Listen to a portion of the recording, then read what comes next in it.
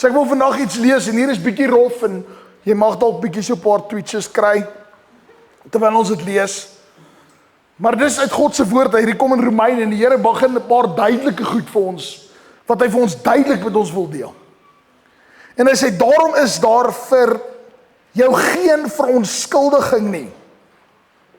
Vir jou mense wat ander veroordeel, wie ook al jy is. Romeine 2 van vers 1 af. Hy sê, wie ook al jy is. Jy maak nie saak wie jy dink jy is nie. Jy het nie die reg om iemand te veroordeel nie.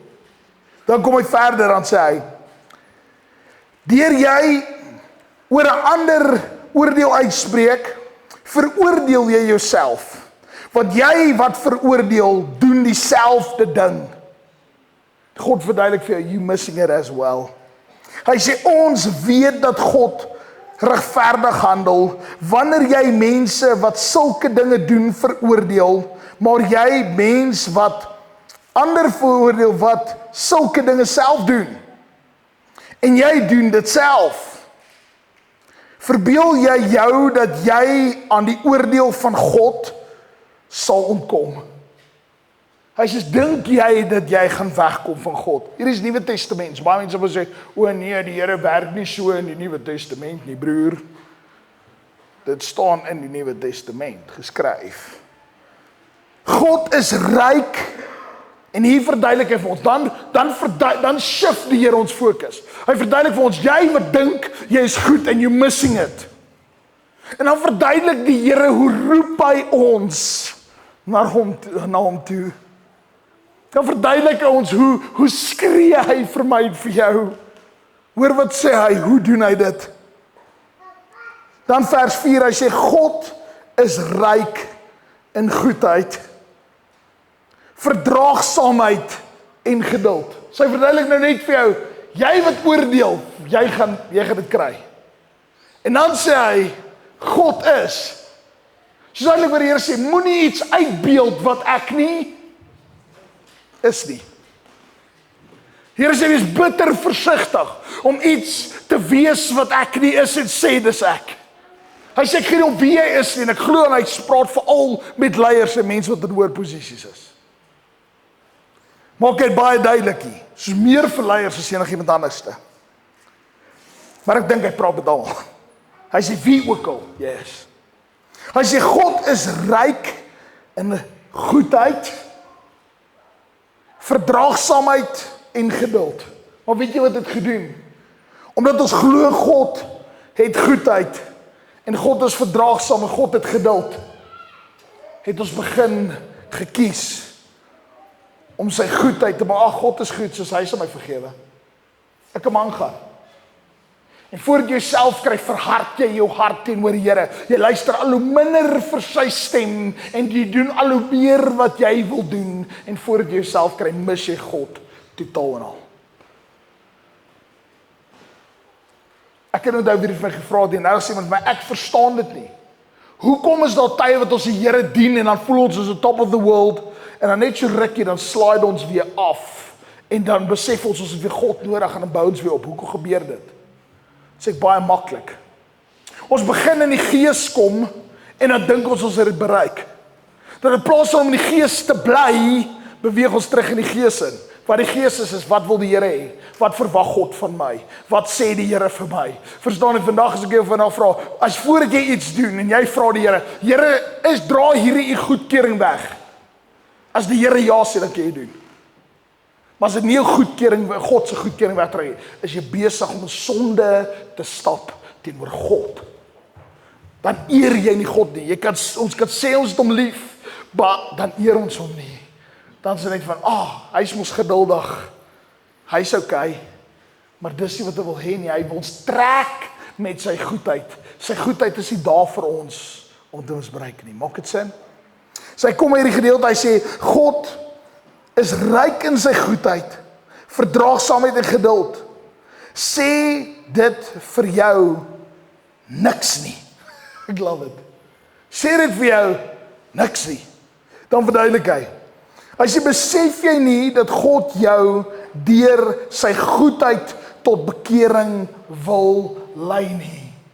Die Here sê, my goedheid, my seën op die kruis, die prys wat ek betaal het, dat ek bereid is om elke dag daar te wees, om in die Gees saam met jou te wandel, dat ek die woord vir jou gee as 'n manual vir jou lewe. Die Here sê, luister, hierdie goedheid, is dit nie weer genoeg om jou lewe om te draai en te sê, ek kies Jesus nie.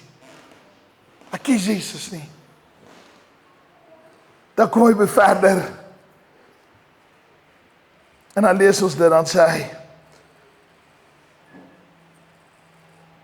maar deur jou verharding in jou onbekeerlike hart is jy besig om vir jouself straf op te gaar vir oordeelsdag.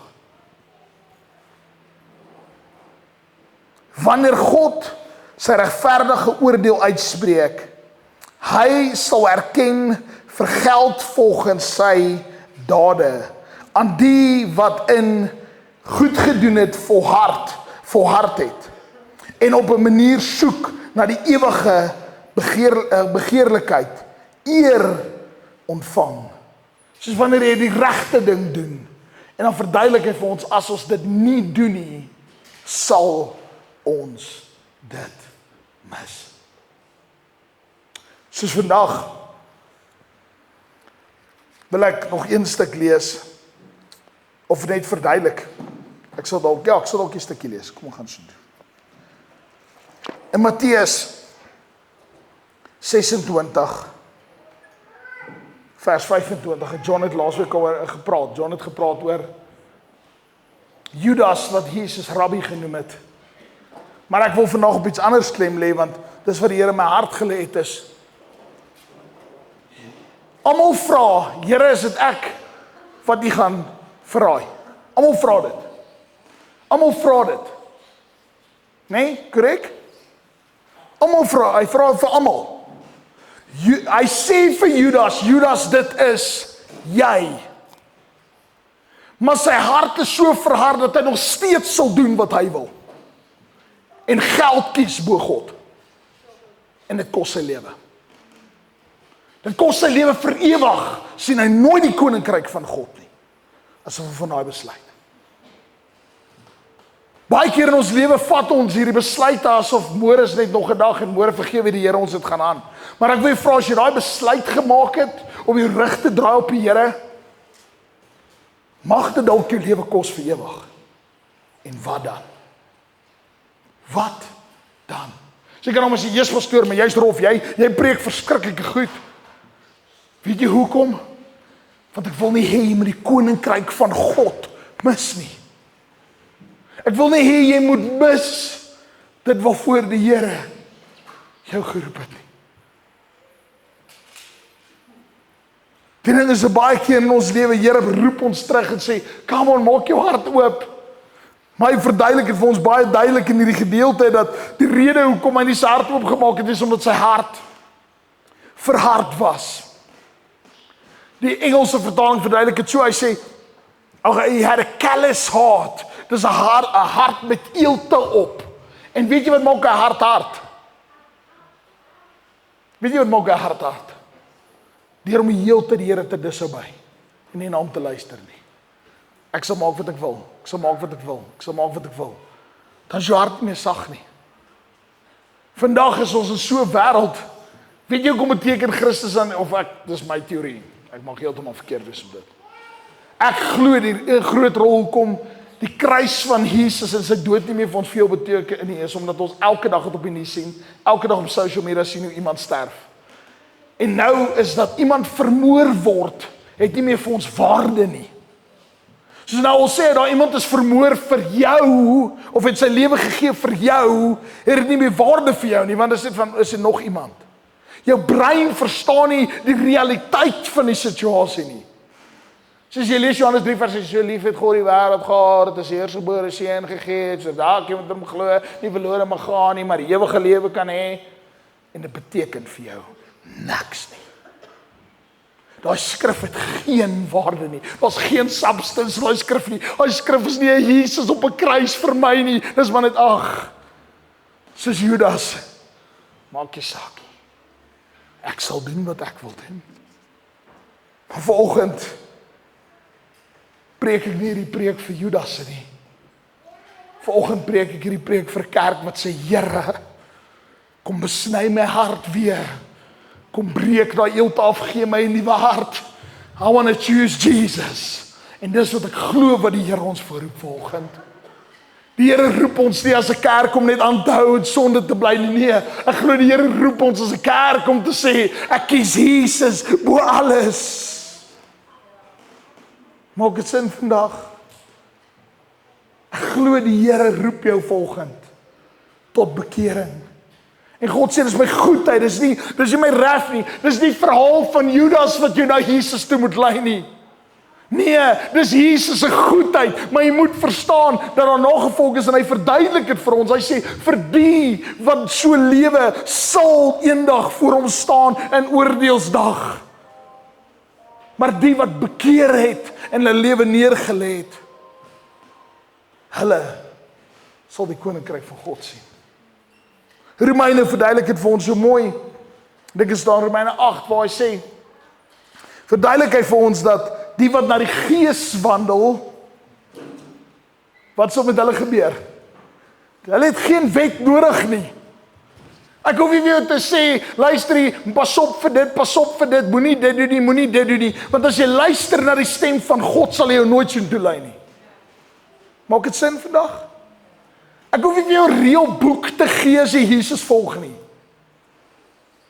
Vanoggend sê ek vir jou, wil ek nie weer 'n klomp reëls gee sodat jy by Jesus uitkom. Vanavond wil ek vir jou sê, is jy bereid? Benny staan so in die groep en hy sê, hierdie een, hy sê, yes, die Here wys my net dat almal verskillende skoene aan het. Hy sê, en dis asof die Here vir hom sê, kan ons almal nie dieselfde skoene aantrek nie. Die skoene van bereidwilligheid. Die vanavond wil ek vir jou sê, kan ons nou skoene aantrek as die Gees kom lei ons na waartoe ons wil lei nie. Want dit is dit wat ons ware kinders van God maak. Maak dit sin vandag? Soos hiermee eindig ek. Ek wil vandag vra, as ons dalk kan ergens rustige musiek opkry as dit moontlik is. Lynn, kan jy ook vir ons rustige musiek opsit as dit moontlik is? Volgende wil ek jou vra. Moenie toelaat dat die vyand jou gedagtes steel van, okay, yes, ek's nou honger, ek's nou geïrriteerd, die stoel is lank, die stoel lank is kies lank opstaan. Ek wil jy vir 'n oomblik, kan jy net fokus op God en wie jou hart opnuut vir hom gee en sê, Here, hierdie callous hart, ek sê vir volgend, ek dink ons is dwaas as enigiemand van ons kan sê dat ons hart nie ergens 'n eeltop het wat hard geword het nie. Ergens het ons geleer, dis okay maar. Dis okay om aan te gaan, of jy dink dis okay om aan te gaan met pornografie. Dink is okay om aan te gaan met losbandigheid. Dink is okay om net saam te doen soos jy voel om dinge te doen. You're gonna miss the kingdom of God.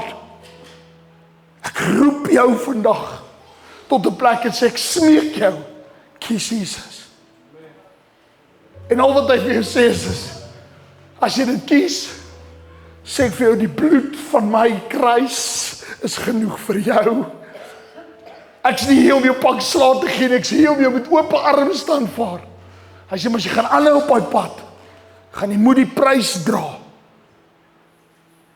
Dan gaan jy die prys van die kruis moet dra. Ek smeek jou volgende.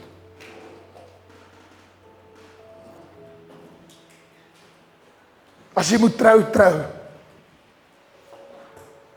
As jy sukkel met sonde in jou lewe, praat, dat iemand saam met jou pad kan stap. Dit meen nie, gaan alles net reg kry nie. Dis hoekom ons mekaar nodig het. As jy sukkel met vloekwoorde, kies om te probeer, al sukkel jy, hou vas in die Here, sê, Here, help my. As jy sukkel met road rage, soek God daarin. Ek weet, daar staan ook in die Bybel, moenie road rage hê nie.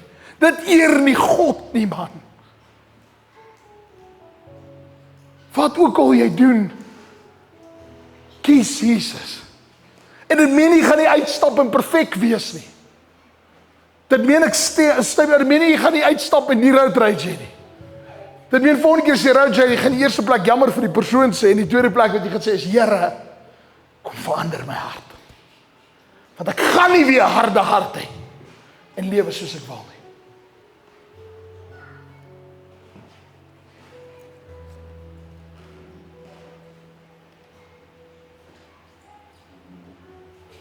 Ek wil hierdie laaste voorbeeld noem.